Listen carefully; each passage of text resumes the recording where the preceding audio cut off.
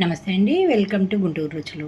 ఈరోజైతే ఇక్కడ రెసిపీ పులిహోర కాంబినేషనే కానీ నిమ్మకాయ కానీ చింతపండు కానీ కాకుండా చక్కగా మామిడికాయ అలాగే పచ్చి కొబ్బరితో మరి తురమకుండా చక్కగా ఎలా చేయాలి, త్వరగా అయిపోవాలి ఎలాగా అనుకుంటే ఇక్కడ ట్రై చేయండి. ఈ విధంగా ఈ పులుపు అనేది రైస్తో చక్కగా కలిసి తినేటప్పుడు చాలా టేస్టీగా కూడా ఉంటుందండి. ఇది మంచి లంచ్ బాక్స్ రెసిపీ కూడా. అంతేకాదు మామిడికాయ దొరికే సీజన్లో మీకు ఎక్కడికన్నా జర్నీల్లోకి వెళ్ళాలంటే మరి బాక్స్గా తీసుకెళ్ళడానికి సూపర్గా పనిచేస్తుంది. మరి ఎవరైనా గెస్ట్లు వచ్చినా కూడా చాలా త్వరగా అయిపోయే రెసిపీ. మరి పేస్ట్ చేసి పెట్టుకున్నా కూడా చక్కగా ఎప్పుడంటే అప్పుడు కలుపుకోవచ్చు. మరి ఎలా చేయాలో ఒకసారి వీడియోలో చూద్దాం. ఈరోజైతే ఇక్కడ నేను మామిడికాయ పులిహోర చేసుకోబోతున్నానండి. మామిడికాయ పులిహోర కోసం అయితే ఇక్కడ పచ్చి మామిడికాయ ఒకటి తీసుకున్నాను, అలాగే పచ్చి కొబ్బరి తీసుకున్నాను. పచ్చి కొబ్బరి వలన ఏంటంటే ఈ పులుపు అయితే కొంచెం తగ్గుతుంది. బాగా పుల్లగా ఉన్నకాయ అయితే మీరు కొంచెం పచ్చి కొబ్బరి కాంబినేషన్తో ట్రై చేసి చూడండి. దీనికోసం రైస్ అయితే 1 కప్పు పొడి పొడిగా ఉడికించి పెట్టుకున్నాను, పక్కన పెట్టేస్తున్నాను. ఇప్పుడు ఇది నేను మిక్సీ వేసుకుంటున్నానండి, మామిడికాయ తురమట్లేదు. దీంట్లోకైతే నేను అల్లం ఒక 1 ఇంచ్ ముక్క వరకు, అలాగే 3 పచ్చిమిరపకాయలు, దీంతో పాటుగా మీకు కావాల్సిన సైజులో పచ్చి కొబ్బరి. నేనైతే చిన్న చిప్పలో సగం వేస్తున్నాను. ఇప్పుడు నేనైతే మామిడికాయ వచ్చేసి ఒక సైడ్ మొత్తం వేసేసుకుంటున్నానండి. తొక్కతో కలిపి చక్కగా ముక్కలు కట్ చేసి వేసుకుంటున్నాను.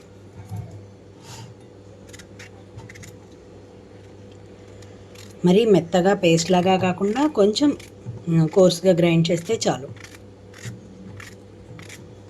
సరిపోతుంది పులుపుకి.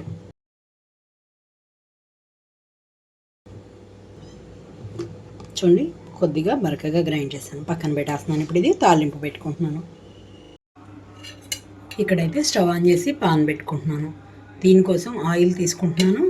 ఈ రైస్ క్వాంటిటీకి తగ్గట్టుగా ఆయిల్ ఎక్కువగా కాకుండా 2.5 టేబుల్ స్పూన్స్ వరకు తీసుకుంటున్నాను. ఇక్కడ ఆయిల్ అంతా హీట్ అయిన తర్వాత ముందుగా పల్లీలు వేసి వేయించుకుంటున్నాను. లో ఫ్లేమ్లో ఉంచి వేయించుకుంటున్నాను పల్లీలు.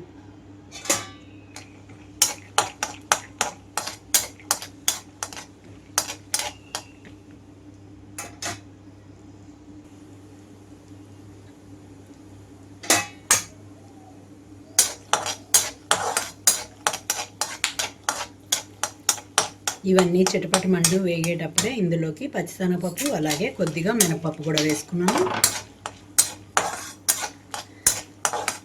పచ్చిశనగపప్పు కలర్ మారే వరకు వేయించుకోవాలి. ఇక్కడ పచ్చిశనగపప్పు అంతా కలర్ మారేటప్పుడే ఇందులోకి ఆవాలు అలాగే జీలకర్ర కూడా వేసుకుంటున్నాను. దీంతో పాటుగా 2 ఎండుమిరపకాయలు,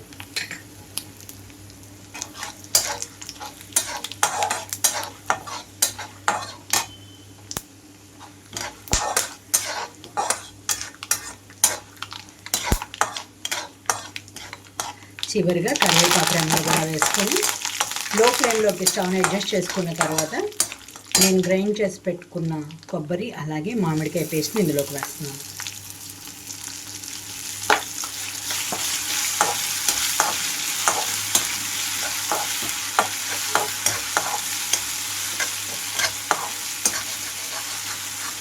పచ్చిమిరపకాయ కూడా గ్రైండ్ చేసుకోకపోతే మీరు ముక్కలుగా కట్ చేసుకొని తాలింపులోనే వేసేసుకోవచ్చు.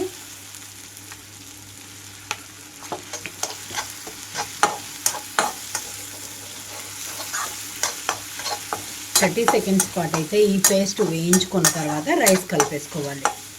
రైస్ కలపబోయే ముందే ఇందులోకి కొంచెం పసుపు కూడా వేస్తున్నాను. రైస్ కలపబోయే ముందే ఇందులోకి కొద్దిగా పసుపు. రైస్ ఉడికించేటప్పుడైనా మీరు పసుపు వేసి ఉడికించేసేసుకోవచ్చండి. అలా అయినా కూడా రైస్ చక్కగా కలిసిపోతుంది. ఇప్పుడైతే మొత్తం రైస్ అంతా కూడా ఇందులోకి వేసేస్తున్నాను.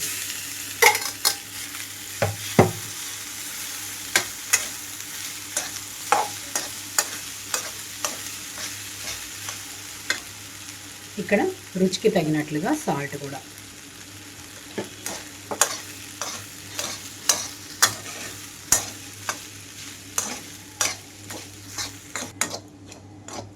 చూసారు కదా, మొత్తం అంతా తాలింపు అంతా కలిసేసిన తర్వాత సాల్ట్ కూడా నాకు పర్ఫెక్ట్గానే సరిపోయిందండి. ఇంకా చివరిగా నేను ఇక్కడ స్టవ్ ఆఫ్ చేసేస్తున్నాను. కొంచెం కొత్తిమీర తరిగి ఇందులోకి వేసేస్తున్నాను. సర్వింగ్ బౌల్లోకి తీసేసుకోవడమే. ఇంకా ఇది మనకి పల్లీ చట్నీతోనూ సూపర్గా ఉంటుంది, అలాగే పుట్నాల పప్పు కారంతో కానీ సూపర్గా ఉంటుంది. మరి ఇంకెందుకు ఆలస్యం, ఒక్కసారి అయితే ట్రై చేసి చూడండి. మీరు మీ ఒపీనియన్ అయితే కామెంట్ బాక్స్లో పెట్టండి. అలాగే మీలో ఎవరైనా మా వీడియో ఫస్ట్ టైం కానీ చూస్తున్నట్లయితే ప్లీజ్ మా ఛానల్ని సబ్స్క్రైబ్ చేయండి. అలాగే మా వీడియోస్ని లైక్ చేస్తూ షేర్ చేయండి. పక్కనే ఉన్న బెల్ ఐకాన్ ఆల్ ఆప్షన్ని క్లిక్ చేస్తే మేము ఇచ్చే వీడియోలన్నీ మీకు నోటిఫికేషన్స్ వస్తాయి. Please encourage me. Thank you for watching. Thank you.